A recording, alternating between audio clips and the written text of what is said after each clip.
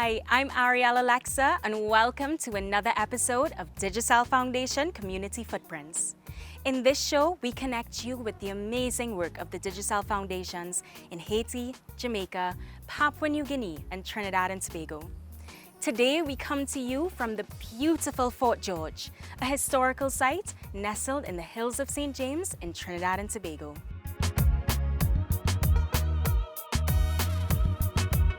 In this episode, you're going to see some really powerful stories of everyday people who are changing the lives of those in their communities.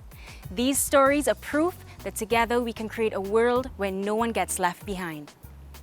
Reducing maternal mortality rates is a crucial developmental goal.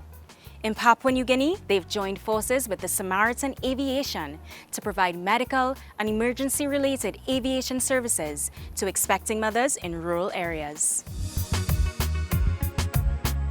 Expanding access to healthcare to rural areas of Papua New Guinea is a major challenge since 87% of the population live in rural and remote parts of the country. For the last 20 years, a Christian non-profit organization called Samaritan Aviation has been providing medical and emergency-related aviation services to nearly 400,000 people along the banks of the mighty Sepik River in East Sepik Province. Founder of Samaritan Aviation, Mark Palm, and colleagues Chris and wife Sarah Cook from America have been on a mission to save lives. The largest percentage of our patients are actually almost, I believe, a little over 40% of our patients are pregnancy complications and delivery issues. And so that's a huge part of who we are. We're driven to be a part of lowering the infant and maternal mortality rates in Papua New Guinea. To date, Digicel Foundation has donated 450,000 kina over a 3-year period to assist Samaritan Aviation. Through these funds, they have not only conducted life-saving flights, but managed to train over 20 health workers with a newly introduced emergency obstetric training for women.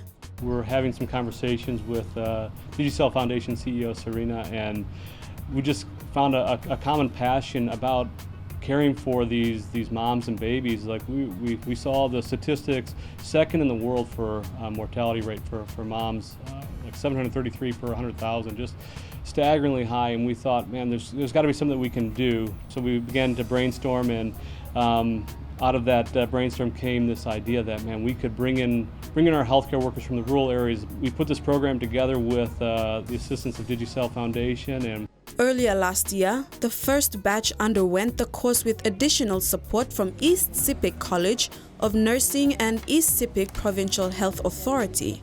27-year-old Delma Bira, a trainee participant and nursing officer of Biwat Sub Health Center in Angaram District, said it was a privilege because health workers in remote areas of PNG were unfortunate when receiving in-service training.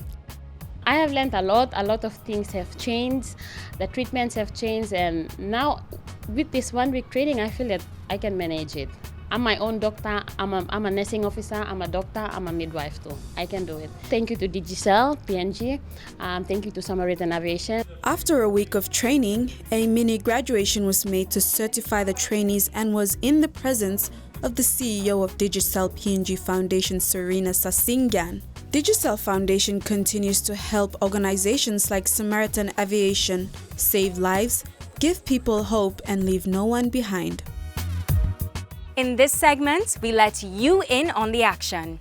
We gave our social media audience a chance to ask the foundation about the work being done in the respective countries. Today, the questions are for the Digicel Jamaica Foundation. How does one volunteer to assist with the Digicel Jamaica Foundation? Our main volunteers are our dedicated Digicel staff. However, if you're interested in volunteering for one of our larger projects, email your contact details to digicelfoundationja@digicelgroup.com. Thank you for participating in our Ask the Foundation segment. We'll share another question from our social media audience later on. Staying with Jamaica, the spotlight is on Autism Awareness Month and the Jamaica Autism Support Association. JASA just launched a parent education and support program to assist families with distance learning. Let's get a closer look.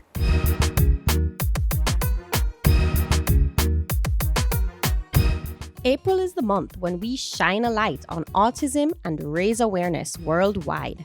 The Jamaica Autism Support Association is celebrating with the continuation of their parent education and support program. The program was started in October 2020 with the help of a Digicel 5K grant to assist the parents of those with autism during the COVID pandemic. Here's a little bit more about the Jamaica Autism Support Association and how they're helping to create a world where no one gets left behind.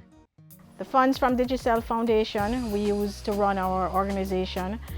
We have educational workshops and presentations for our parents and other activities for the parents. When I joined JASA, I joined because I realized very quickly that you can't do the job of parenting a child with special needs and autism in particular without support, without a community of people who understand what you're actually going through, who have been through it before, and who can tell you, or at least be a shoulder to cry on, a set of people for resources who can say, you know, you're not the first person to have to deal with this. This is not abnormal for our children.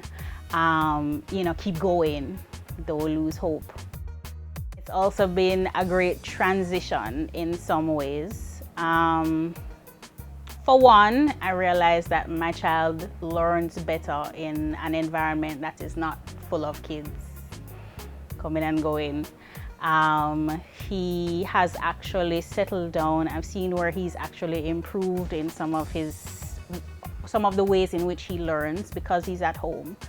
But it has been a challenge because it requires me to be present or help to be present while he's learning at home. And I love the fact that he is absorbing everything and he's learning, and it's an environment that is good for him. But one, I do miss his ability to socially interact with other kids, even though he's not particularly social. We see that JASA has been a lifeline for so many parents, offering the support needed to get them through each day. As we raise awareness for those living with autism during the month of April, we want to salute JASA for their work. We also want to acknowledge those living with autism and their parents. Your stories bring meaning to the work we do at Digicel Foundation. On behalf of the parents and the children of Jamaica Autism Support Association, I'd like to thank Digicel Foundation for always thinking of us through the good times and the bad times. We truly appreciate your love and support.